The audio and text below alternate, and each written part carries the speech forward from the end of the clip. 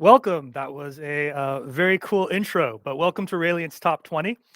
Today we'll be covering 20 charts in 60 minutes in a rapid fire format. So I hope you're ready for us to move quickly today.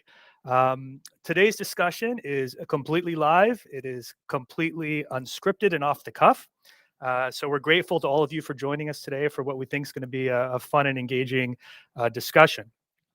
I am Matt Bowers. I will be moderating today. I am not an investment expert, but I'm lucky enough to have two of the most renowned experts I know on the show today. So first, I'd like to welcome Dr. Jason Su. Jason is the Chief Investment Officer and founder of Rayliant Global Advisors. We also have Dr. Phil Wool, who's the head of investment solutions for Rayliant. We're going to be moving very fast today, but it's going to be a global journey. We're going to start by talking about some charts related to the US. We're going to detour into international developed markets. We're going to talk about emerging markets, and we're going to end the journey in China, and specifically onshore China, where the topic du jour in advance of the upcoming National Congress is, of course, onshore China. So Jason and Phil, forgive me for not offering more in the way of introductions, but 20 charts is a lot to cover in 60 minutes. So I'm not going to do much more than welcome you, but welcome and thanks for being here.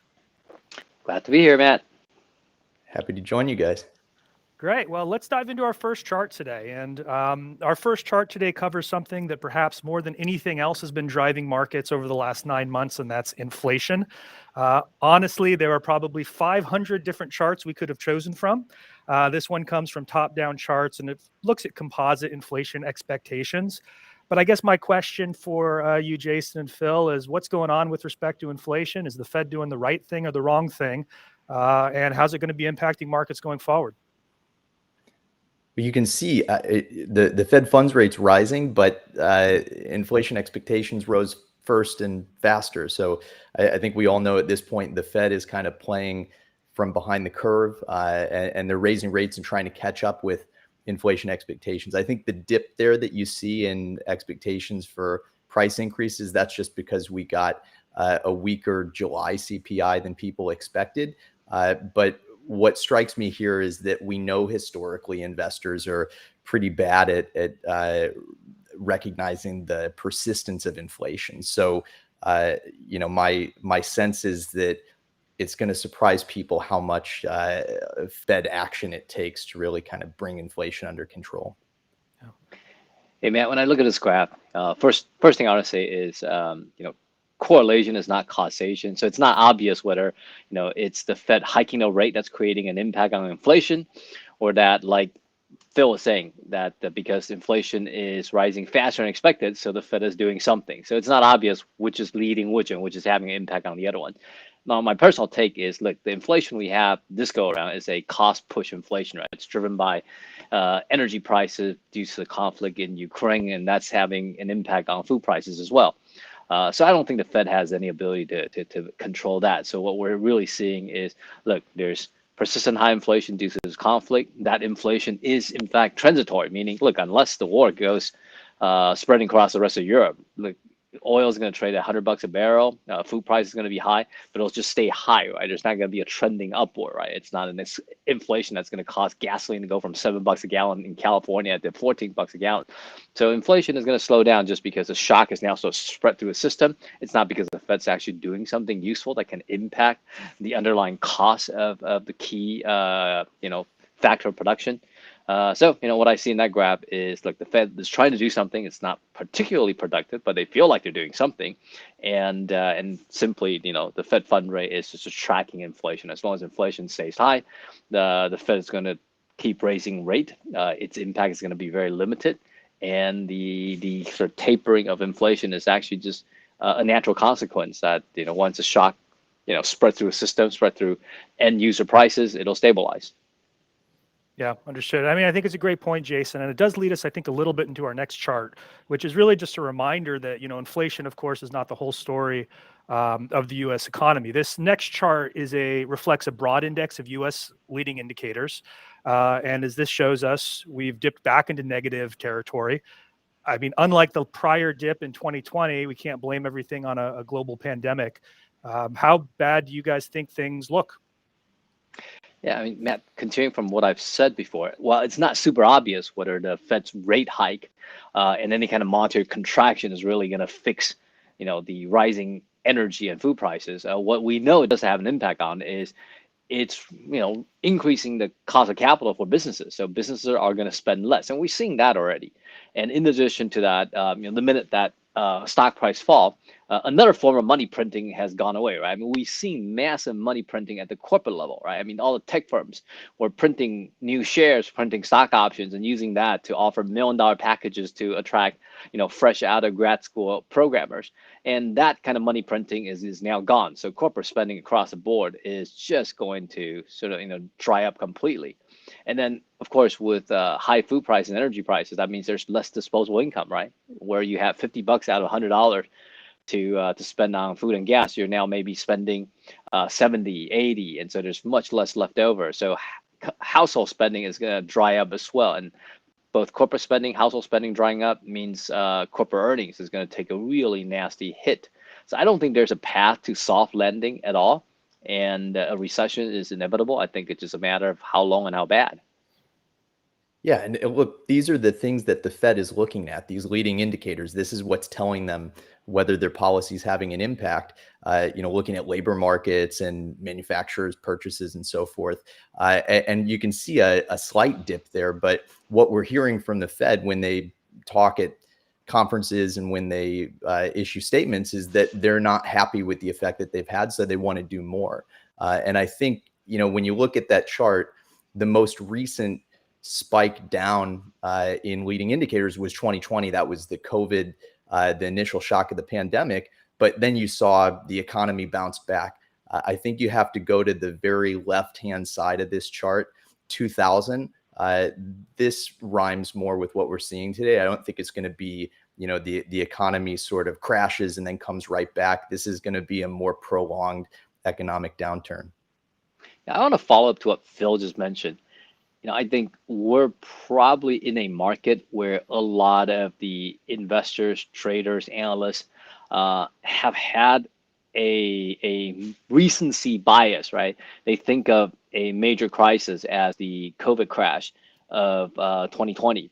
That was a rapid market decline that spanned about 3 months, and then followed by a massive recovery because of the massive stimulus, but also because COVID, as it turns out, was sort of a short-term shock that didn't have meaningfully lasting impact outside of being in the China lockdown.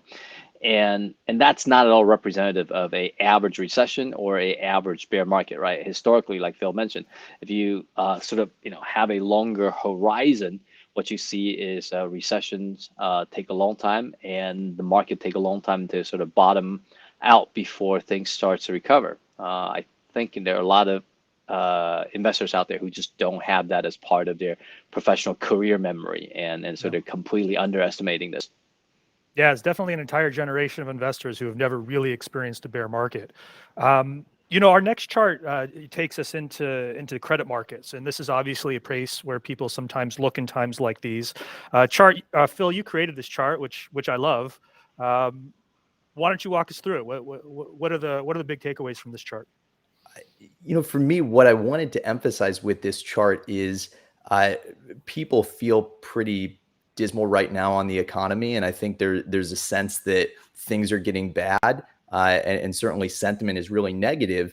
But if you look at credit markets, and typically we think of bond investors, they're sort of the smart money in financial markets more so than equity investors. And if you look at the way that credit markets are processing risk, you can see that spreads have spiked a bit in 2022. They're up close to their sort of historical average, but nowhere near what we saw during COVID-19, which, as Jason suggested, that was a really short episode, and certainly a far cry from what we observed during the global financial crisis. I don't think this is going to rise to that level, but it seems like credit markets aren't really pricing the risk that I feel in terms of the impact that the Fed's going to have on the real economy. So I look at this and I'm sort of, I think it downplays the risk. Now I'm gonna sort of disagree with Phil slightly here.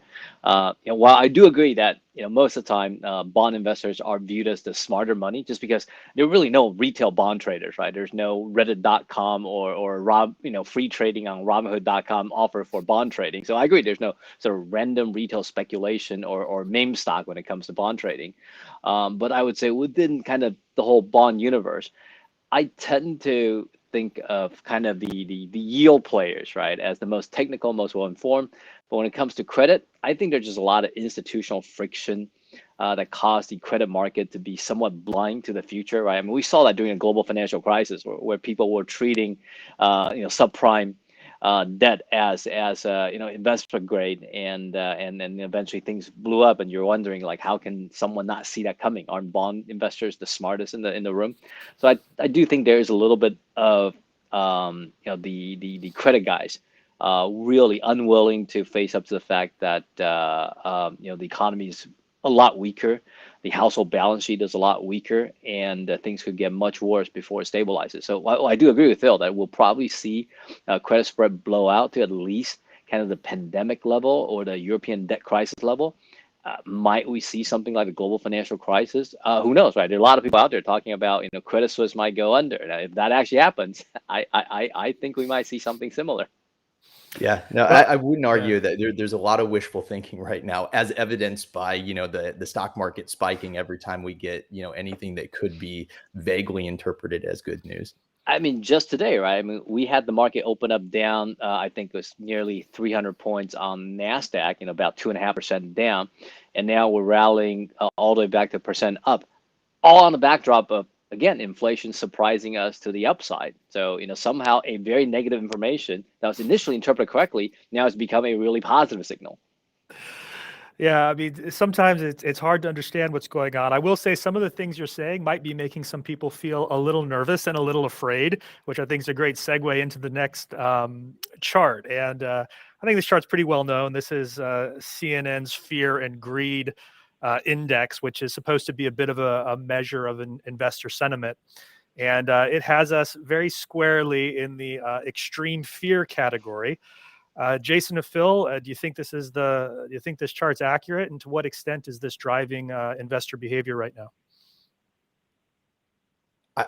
So this is interesting because it's sort of a point in time measure of investor sentiment. But I think if you looked at this over time, so if we could see, how this bounces around, investor emotions have been really volatile, and it's what we were just talking about, the fact that the market goes up and down, and it's sometimes feels disconnected from the actual news we're reading and fundamental information. And so investors are fearful today, and tomorrow there's going to be a bit of seemingly good news, and they'll move to the other extreme. So I think this is just probably more about the volatility in investors' emotions at this point than just a single reading.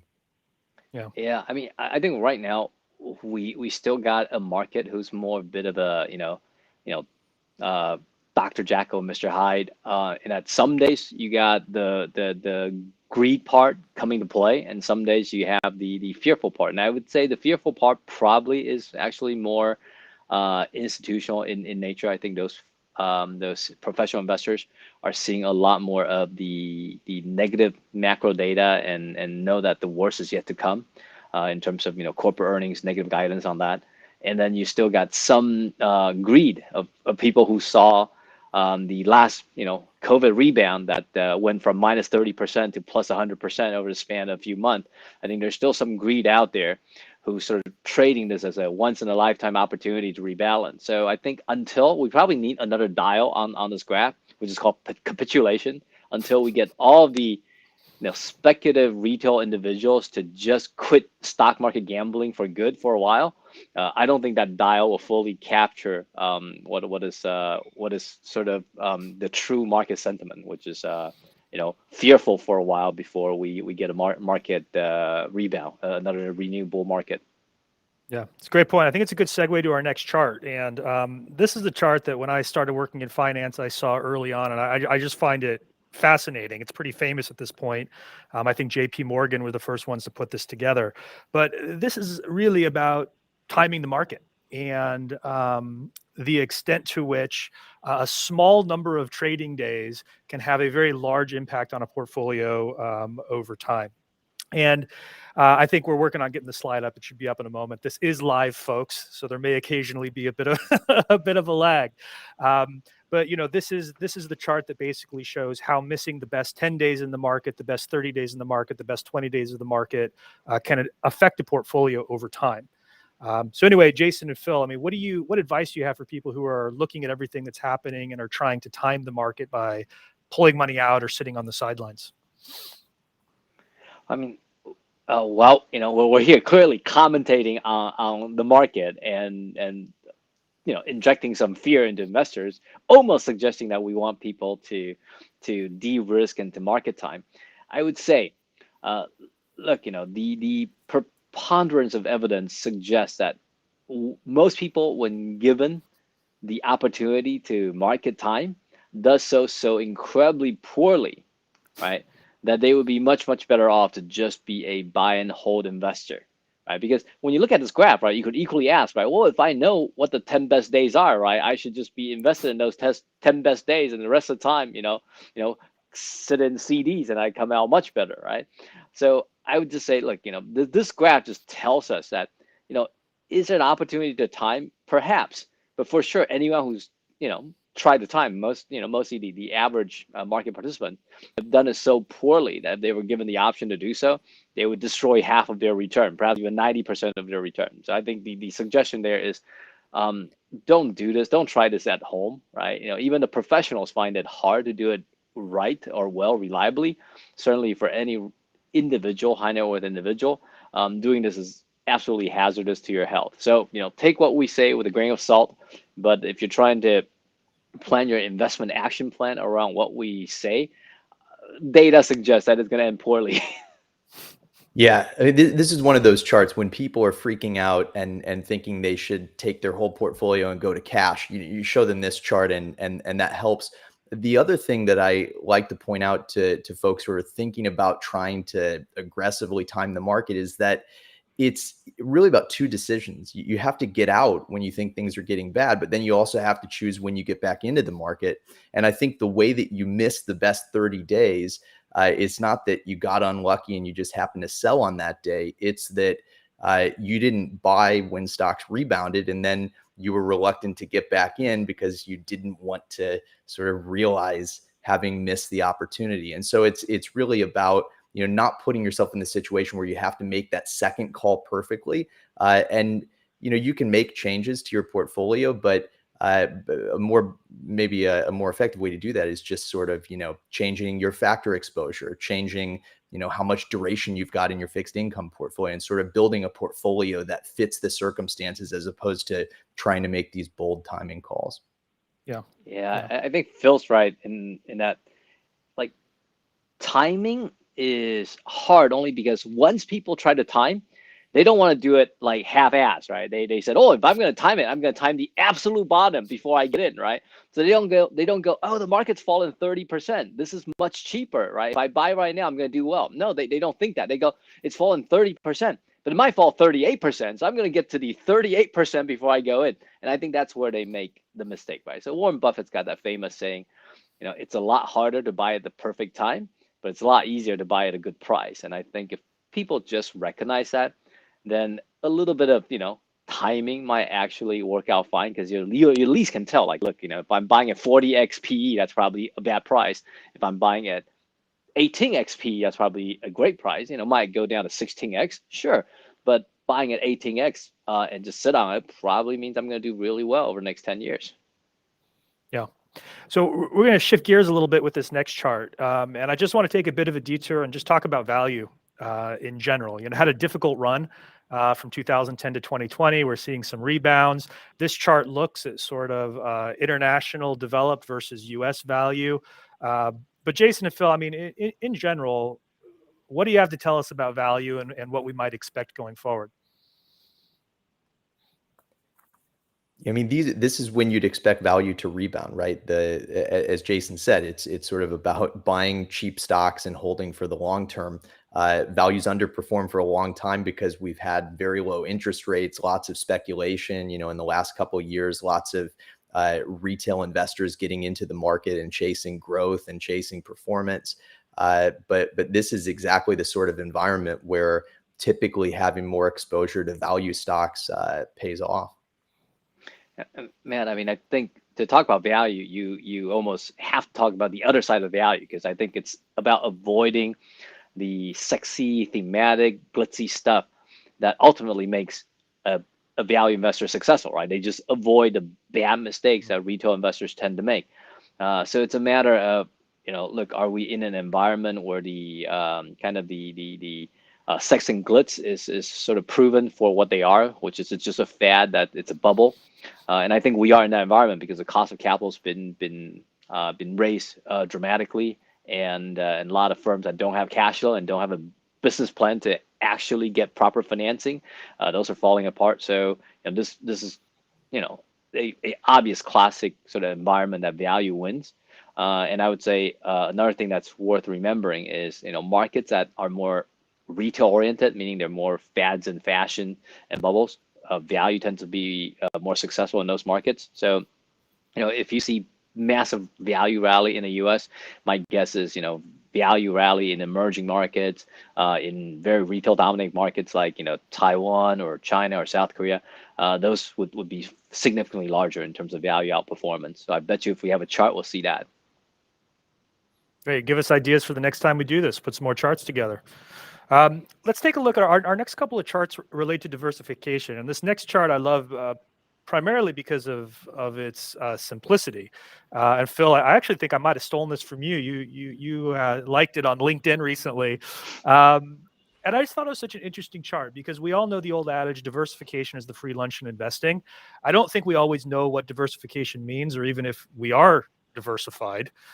What do you guys take from this chart? For me, I mean, I can't resist a good Venn diagram, but this one, it speaks to the way that indices are designed, and very often we're thinking about getting maximal diversification, and certainly the S&P 500 sort of subsumes certainly the Dow, which is a really old one, but also a lot of the tech growth stocks in the Nasdaq. But what we're missing here, this is U.S. stocks. There's a massive universe of stocks outside the U.S. that's really interesting. And I know you said we're going to talk about China later. So I think this is a small glimpse at the breadth that investors should be seeking when they build a portfolio. Well, we're running a little behind schedule. Should we talk about China right now? Or Jason, do you have some nice insights to share on this chart? Nah, I mean, I think the only thing I can say about this chart is it almost feels like one should be, investing in Nasdaq and Dow, right? Because there's the least correlated. Yeah, I was interested to see that too. I didn't realize that.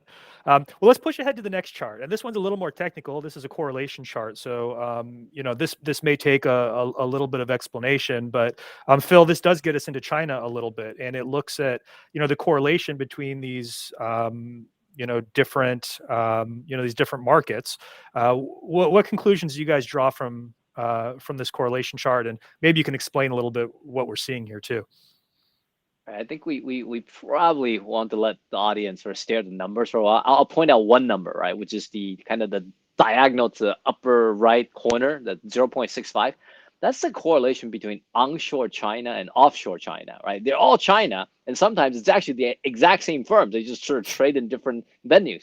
And the correlation is 0.65, right? And just to give you a sense of like how low is 0.65, the United States, right, the second row, and then and the second column from the right, emerging markets, have a correlation of 0.75, meaning like a average stock in the US, say Coca-Cola or Apple, is more correlated with a random stock in the emerging market, say a Brazilian, agriculture company, than a Chinese company is with itself, right? So 0.65 is really low correlation. So it's actually a big anomaly how onshore and offshore are so uncorrelated.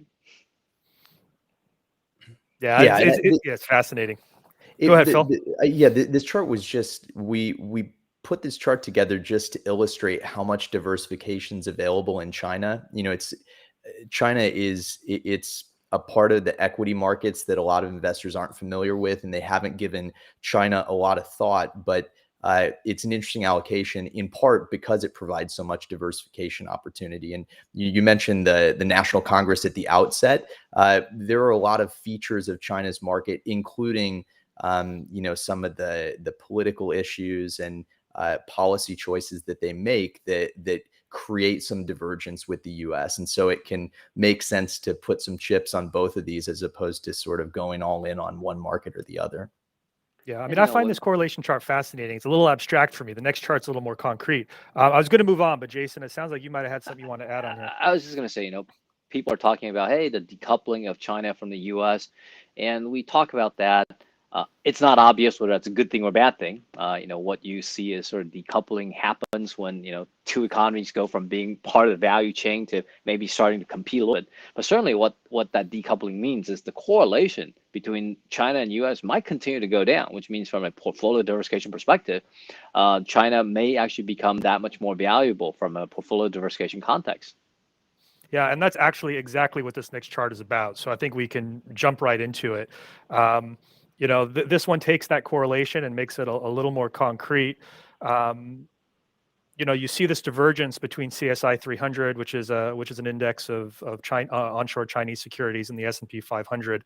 And my question was the one that you just really framed up, Jason, which is, do we expect that negative correlation to continue, or are they going to remain uncorrelated? And maybe there's nothing more to add than what we've already covered. I mean, I think there's a little bit of cherry picking there. Obviously, we're only looking at one quarter, but if we want to give it a narrative, right? The narrative is just from a macro policy perspective, and we know these days most share price movement is driven by macro rather than underlying corporate data. So China's talking about easing and more stimulus and cutting rates, and the U.S. is talking about hiking rates. And just the opposite macro policy, or at least, if not opposite, on average, we expect them to be uncorrelated. That's going to drive a lot of the low correlation we see in two markets over time. Yeah.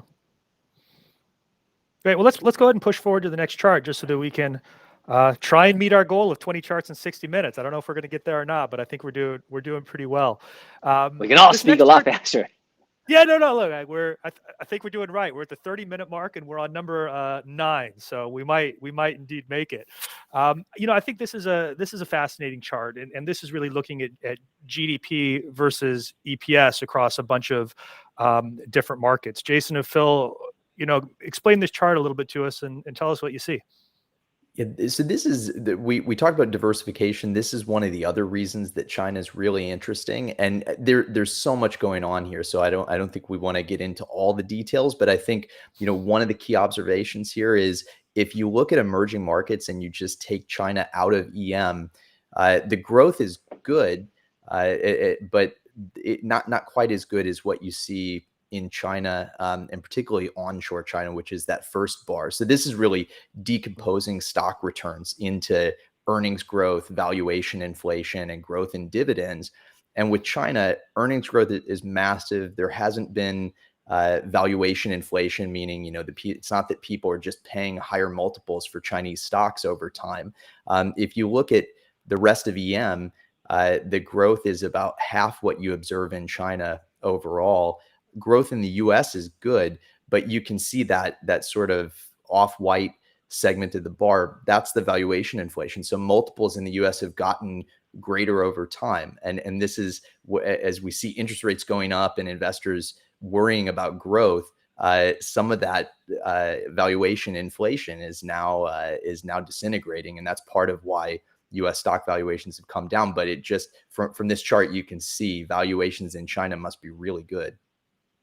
Yeah, I mean, just drafting off of what Phil mentioned, I think what really caught my eye here is, like, when you have stock returns, right?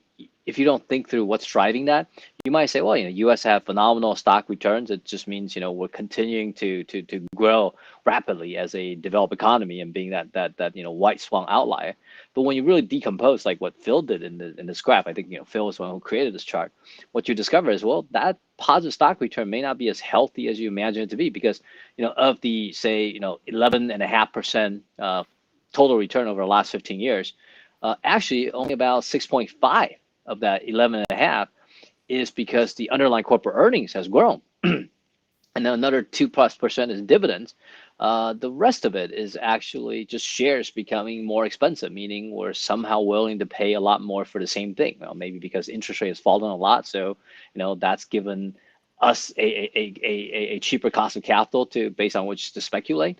But if you look at kind of the stock return from China, take for example to the left hand side, right? Most of its 14.5% total stock return is driven by company fundamentals.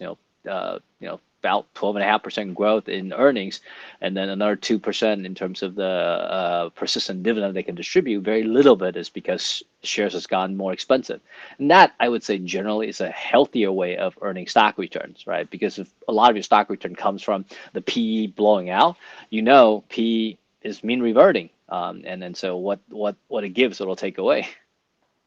Yeah, yeah, and I think so. If let's go ahead and move on to the next chart here, and this looks at EPS, but it breaks down some of the different constituents of most emerging markets. And I think the interesting thing I find here, of course, is that a lot of us, when we think of emerging markets, kind of just treat it as a single bucket. But there's actually huge variability within these, different countries that make up the emerging markets basket. And one of the biggest mystery, and then this is something that Phil and I explore in our recent paper. Again, this is well known in our industry that if you look at GDP growth and stock market returns, they're actually not correlated, right? It's a big surprise. It's a disappointing surprise to a lot of people, right? Because you buy emerging markets because their GDP growth is reliably higher than the U.S., but yet the stock market return has almost been reliably, more volatile and reliably lower than the U.S. So what gives, right? And I think what Phil and I discovered, and then we plotted in this chart in our paper, is that it's because there's no correlation between a country's GDP growth and its corporate earnings growth. Meaning, look, whatever's happening in the brick and mortar economy, that's not listing in the secondary market, so you can't actually access that, right? So, it's not that Argentina hasn't really grown. It's not that India hasn't grown, or Malaysia or Philippines. It's that the economy is growing, but those firms that are benefiting from it are not listed on the stock exchange, so you can't participate. So it's not really useful unless you are a direct investor in those economy that you're setting up a grocery store in that country. So you, as a secondary market investor, you're kind of stuck with which country then tends to list their growth enterprise on their stock market, right? It's about the efficiency, the ease of access of their secondary markets. And in that case, on this graph, China seems to be the outlier, meaning a lot of their rapidly growing companies go from initially being private, get incubated, and then list, and then you can participate. And that's an important insight. Yeah, and it's importantly, this is general to economies, not just emerging markets. In the paper, we talk about developed markets, and you find the same thing. And I think, for me, one of the takeaways is that you've got the real economy on the one hand, and then you've got financial markets on the other hand, and they don't necessarily need to be completely related. So investors should focus on what matters to shareholders, which is earnings. And it turns out if you can find the countries or the companies that are going to have the most earnings growth, that's a more reliable predictor of future returns. And certainly as when we're out picking stocks, this is exactly how we do it. So this is just showing that the same applies at the country level. Yeah. Yeah. So let's go ahead and go on to the next chart here. And this breaks out in a slightly different way. I think some of what's already reflected in the prior chart. But what I find interesting about this is that, I talk to EM investors all the time. I'll talk to them. What have you thought about China? Their response will be, "Well, I don't invest in China." What do you mean you don't invest in China? If you looked at your EM portfolio, China and also Taiwan. I mean, these are huge parts of EM portfolios. Is it fair to say that if you're an EM investor, you're already a China investor, or is there some big thing that really is distinguishing EM investors from just putting that money into China? Yeah, I mean, look, this is you described it really well, Matt. If you invest in EM, you've got over a third of your portfolio directly invested in China.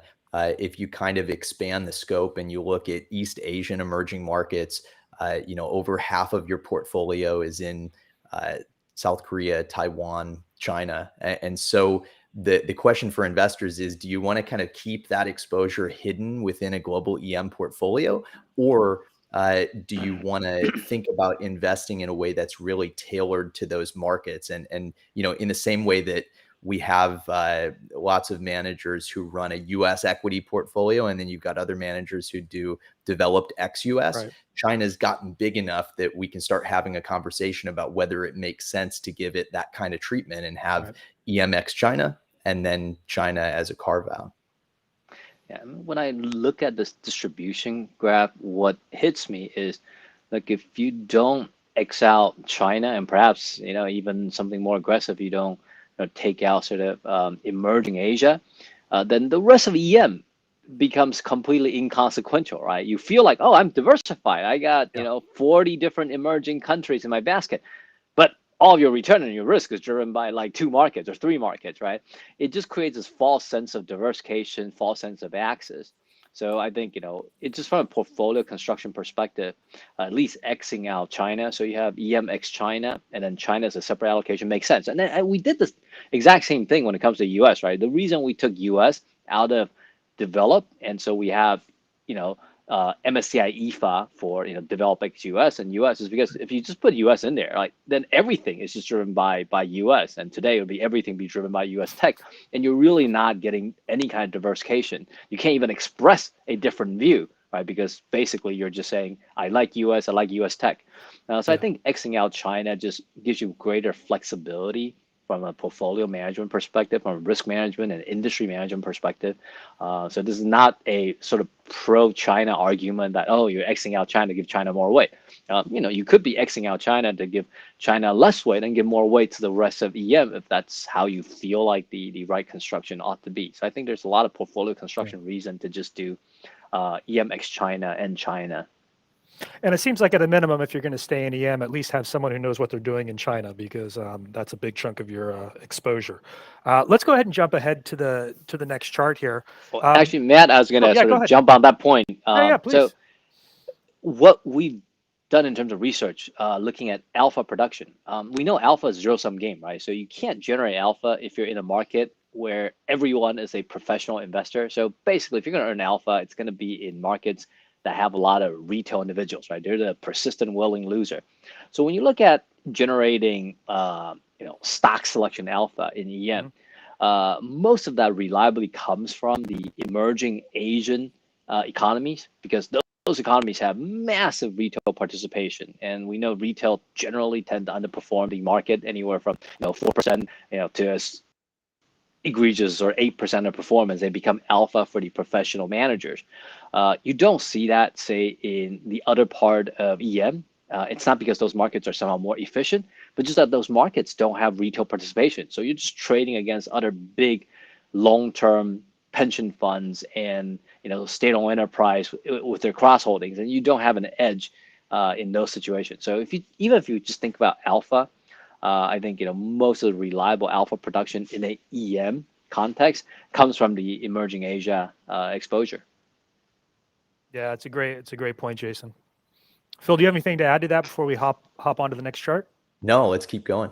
Let's keep it rolling. We're doing good, you guys. We're doing good. So this next chart is kind of breaking things down, even further. I think on the last chart, I think the surprise was what a big piece China is of emerging markets more generally. This kind of gets into, well, what does it mean to be invested in China at all? And this was all fascinating and new to me when I first learned about it years ago. But for some people, they may not be aware that not all China exposure is the same. What are we seeing here in this chart, guys?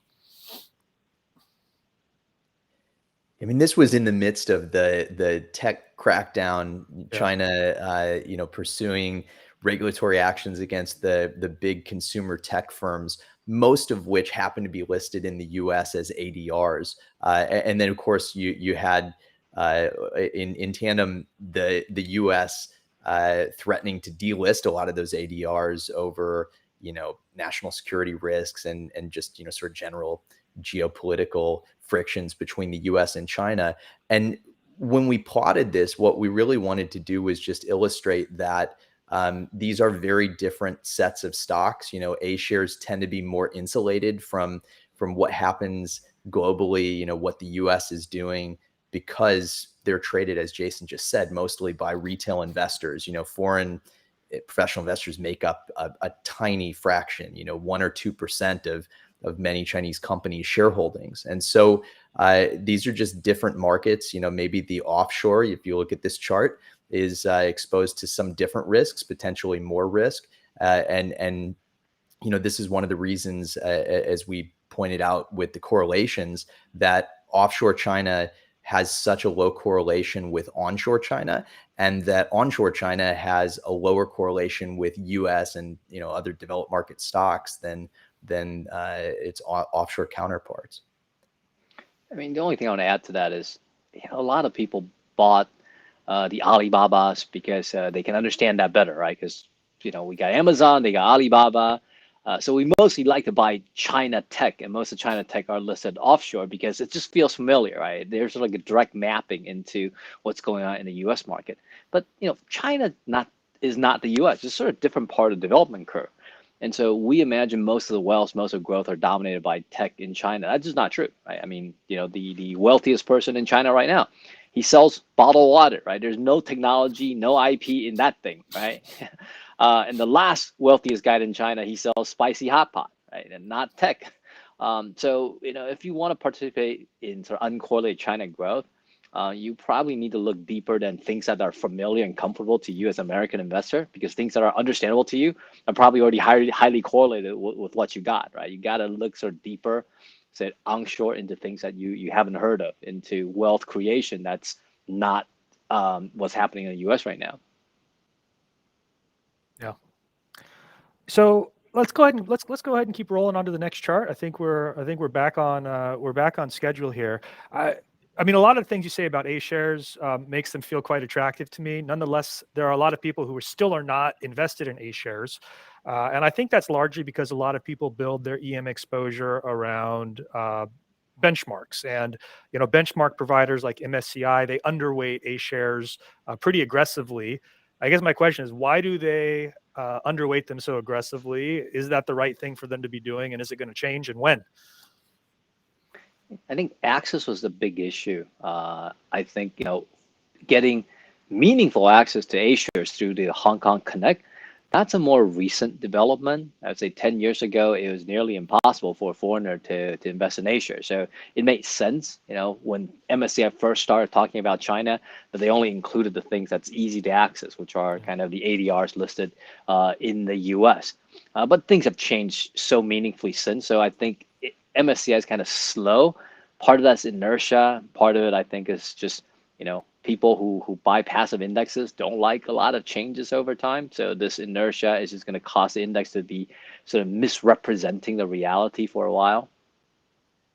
Yeah, and when you talk with institutional investors and just generally smart investors who are allocating more to China now, this is one of the reasons they'll point to, is they'll say, look, we know we're on the left right now. We know that we're moving toward the right at some point in the not too distant future. I want to get ahead of that rebalance and get into A shares before all of this institutional money and the money Jason just mentioned that's tracking passive indices, before that moves in. So part of it is just sort of trying to front run, so to speak, that big move into China. Yeah, I mean, there's certainly maybe a case to be made that now's a good time to move in advance of this. A shares will get more expensive over time, which I think leads us into the next chart here. And I've actually heard different takes on this, and I'm really interested where you guys come down on it. But A shares, if you just look at price per earnings, are sort of at historic lows. Very deep value we think we put here in the chart. Do you guys think A shares are cheap right now, or are they properly priced? I mean, so this is just current PE. One of the things to recognize is that China's earnings have been hit really hard by the zero COVID policy. So if you look at forward PE, where the expectation is that those policies are going to ease over time, stocks look even cheaper based on forward earnings. Hmm. And I think the comparison we don't have here, this is just A shares, but if you looked at this versus US stocks, we know US stocks have also come down in valuation over the last few months.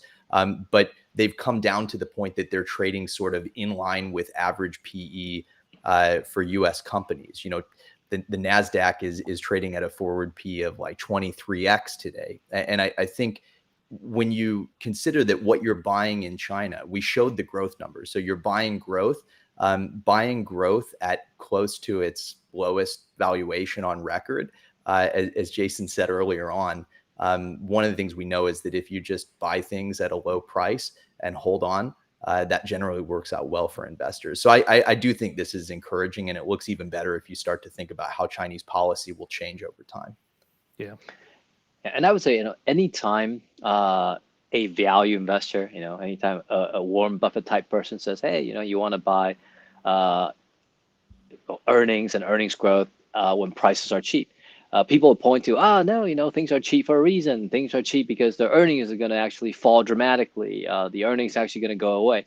And I would say right now, you're going to get a lot of people, when they look at China, they're going to say, China will stop growing, right? The GDP of 5-6%. Well, that's all going to go away because of the new administration's focus on sort of national security over growth. I would say you hear that in so many different situations, where people say this time is different, right? This time, earnings is going to go to hell. But I would say if history rhymes at all, generally, it's the fear that earnings will go to hell that cause price to be cheap, and earnings tend to be fairly smooth and slow moving, and economies that grow tend to keep growing. Economies that don't grow tend not to grow. So there's a lot of persistency. So the E and the growth in E isn't the mystery, right? It's the extreme fear that caused price to be really cheap temporarily. That's the mystery and the anomaly in our industry. So I would say to anyone who says, oh yeah, P is cheap because E is going to go to zero, that's never occurred in the US. That's never occurred in emerging markets, and I don't think it's going to occur this time again, either for US firms or Chinese firms. Yeah. All right, well, let's push on. This next chart is my favorite chart of the day. And Phil, I think you actually put this one together a while ago, but I still find the data so interesting and insightful. Maybe you can share with us what this chart is showing.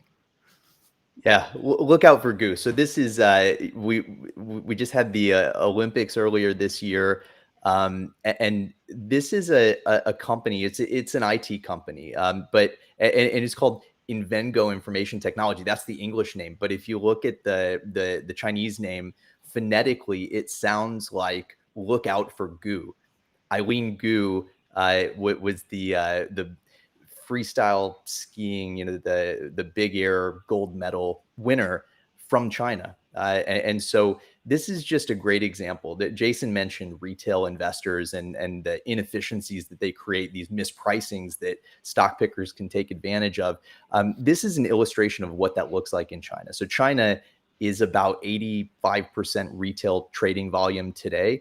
It's sort of like meme stocks all the time for as long as anyone can remember. And this is a perfect example. So this is a stock that has nothing to do with the Olympics, but as soon as Eileen Gu is about to make her big air final run, the stock starts creeping up in price.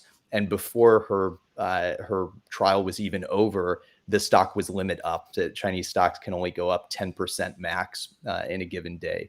So this is a perfect example. It's what's called a concept stock. It's just retail investors having fun with it. And so when professional investors see this, we just think, man, I'd like to be on the other side of these trades.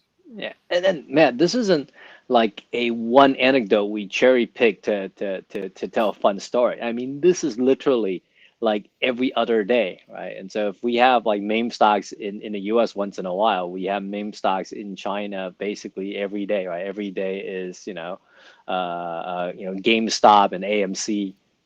So that's just a very immature market, a different part of the growth cycle. It might not change actually because if you look at Taiwan and South Korea, both those markets are considered fairly developed, have a lot of institutional money, been included in MSCI index for a long time, but there are still at 50-60% retail trading. So that may be kind of the equilibrium path for China. Eventually, once it becomes even more institutional, it'll be still 50% retail speculation. Yeah, I mean, it's really a fascinating market, and you're right. There's many stories of this. This is the one I find the most amusing. So thanks, Phil, for putting this chart together. Let's go ahead and go on to our next chart, which is maybe not as amusing, but I think quite interesting. So at the top of this conversation, we were talking about inflation and Fed tightening. China has a different problem, which is low inflation, but growth seems to be stalling out. And so this next chart looks at central bank policy rates in the US and China from earlier this year, makes a bit of a prediction for the US and gets a little question mark around China. What do you guys expect in this regard, and what does it mean for investors? Matt, I think if history gives us any clue, China will, seek to reduce rate, but that's not their primary policy tool, because, in the U.S., right, we have come to be a country where our legislators don't actually do very much when it comes to budget, and all the sort of stimulus come from the White House forcing the Fed to lower rate and inject liquidity, just because otherwise the president really has low ability to push through some kind of spending plan that both parties will agree to. Now, China doesn't have that issue, right? So they have one party. So if the president says we need to stimulate, there's a sort of coordinated effort at the legislative level to pump liquidity, pump subsidies, pump spending into the right industries at the right point in time. So they tend to not lean as aggressively on just rates and quantitative easing, which are more indirect and in a way more inflationary and less effective. It's just much more effective if you directly go to the source and invest in infrastructure and spend money on education and so on and so forth. So China, I think, will continue to lean more on fiscal spending as a way to spend itself out of a slowdown, then and the rate would just be kind of second order importance. Totally agree with that. And part of it is technical. China doesn't want to lower rates too fast because they've been dealing with depreciation of their currency, which is, it's good in the sense of sort of, stoking demand for Chinese exports. But it's also kind of embarrassing. I think one of the things that Xi Jinping wants is to have a strong currency and to, maybe make the yuan a global reserve currency. And so having lots of FX volatility doesn't help with that. And as Jason mentioned, they can lower rates, but that doesn't mean that companies are going to borrow and people are going to borrow and spend. So I think, part of it is the fiscal stimulus that Jason mentioned. Part of it is resolution of uncertainty so that, when they lower rates, it actually matters and companies have enough visibility that they actually want to make investments. And I think, we talked about the National Congress. That a big benefit of having this political event happening now is that it's going to resolve a lot of the uncertainty, hopefully, and sort of clear the path forward for that stimulus to actually make an impact in China. Great. Well, guys, I'm going to cover one more chart, which is chart number 18. And we promised people a 60-minute program, and we're going to honor that. We're just not going to get to our last two charts. But I think this is a great chart for us to end on. Because it's something that I think's on a lot of people's mind, which is the upcoming National Congress. And clearly none of us know what's going to happen, but it's fun to speculate. However, we do have at least a couple of data points in the past, and that's what this chart talks about. Phil, I actually think you made this one. You want to talk us through it and tell us what we're looking at? Yeah, so I think on the right-hand side, this is again making a differentiation between onshore and offshore stocks. So we're just looking at how much A shares, which is onshore China, outperformed ADRs, the U.S. listed Chinese stocks, in years that featured a national congress. A big part of this effect is that when there's a national congress, the policymakers, the state, they want a really positive economic stock market backdrop against which to hold that event. Now this year, it's true that A shares have outperformed ADRs by a few percentage points, but the Chinese market's done poorly mainly because of the COVID restrictions, and they couldn't lift the COVID restrictions ahead of the National Congress because they didn't want sort of a nationwide outbreak during this important event. Nevertheless, I think we expect that any kind of stimulus is going to flow primarily to onshore companies. It's not going to go to big tech companies that employ a much smaller number of people, all of whom make a lot of money relative to other citizens of China.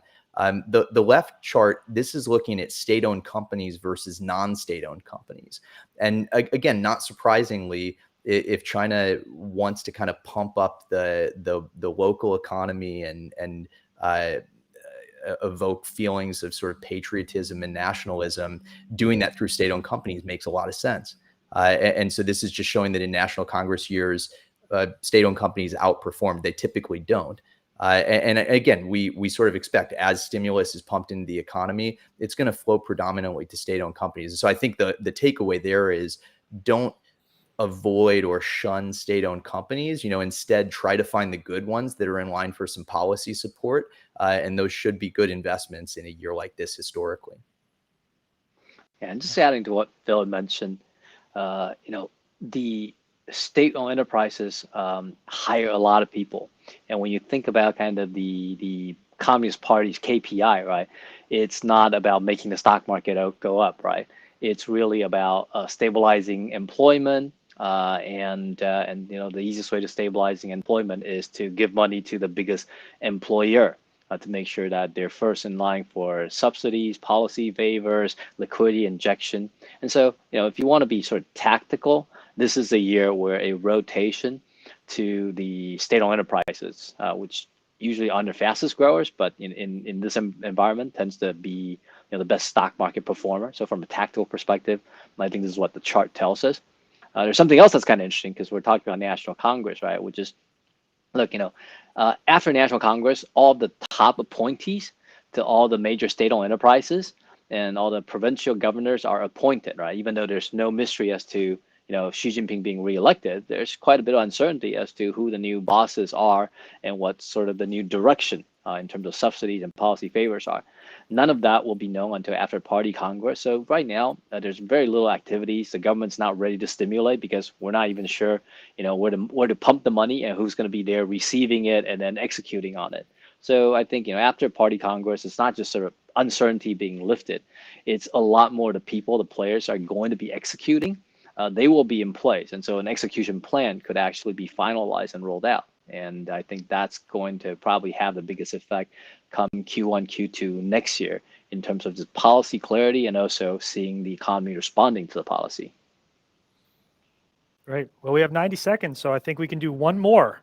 So we made it through 19, not 18. So this is going to be our last chart. So Phil and Jason, feel free to kind of share any closing thoughts as we look at this one. But do we have the other chart ready? There it is. So this is what this chart looked like in 2020. It's a little dated. I guess the big question here is, what's this chart going to look like in 2030?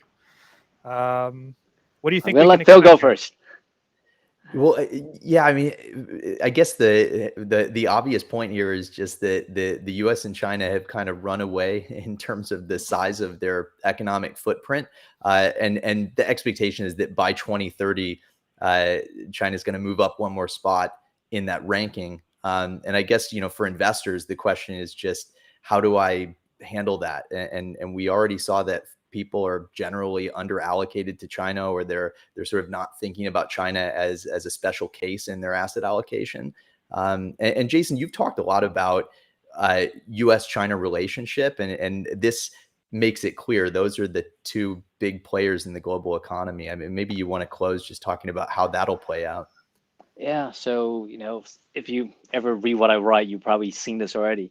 But, I think the two big growth drivers I'll continue to dominate global growth going forward will be U.S. and China. I think of U.S. as the innovator, the scientist in the room, right? There's a lot of that outside the box thinking that comes from, everyone gets a say sort of a culture. But then, you have China, which is a very different culture. Right? I call it the engineering culture. Right? It takes what U.S. has sort of come up with, the crazy ideas that we have that we try that seems to work, and then they say, can we do it cheaper? Can we make it, more efficient? Can we squeeze out some value by working 80-hour weeks? And so you're going to need both, right? The scientist and the engineer to work together to deliver value to global consumers. So I don't imagine that will change very much. Now, the one thing I want to close with is I wouldn't look at GDP, right? People get fixated on GDP, and I think that's a wrong thing to be fixated on. What you want to really look at is you want to look at per capita GDP.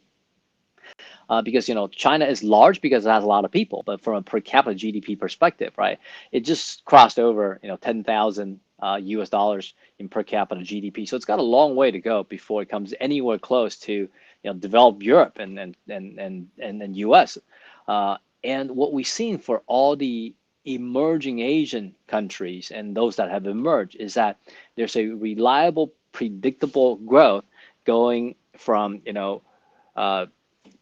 low per capita GDP to Western level per capita GDP. And that road is through exporting and trading and learning through exporting and then becoming globally connected in your capital market, in your trades, and then eventually transforming yourself from exporting to more domestic consumption, and over time move into a more balanced manufacturing and consumption service economy, and then you get to kind of global level per capita GDP.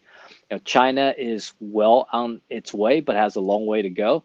But it's got many data points it can learn from, right? It's seen the emergence of Taiwan, South Korea, and Japan, and so it knows if it continues to follow that reliable template, it will get there, right? And that's a lot of lifting people out of poverty and lifting people into great prosperity. And so we certainly hope to continue to see that. Great. Well, I think that's a great place for us to bring it to a close. I want to thank Jason. Thank you, Phil, for joining us. This was our first foray into completely live, unscripted content. We want to thank everyone who joined us today and did this experiment with us. You were wonderful guinea pigs, and we hope you found this to be a very useful hour of your time and entertaining. So thank you, Jason. Thank you, Phil. Thanks to everyone for joining us, and we'll see you at the next Rayliant 20.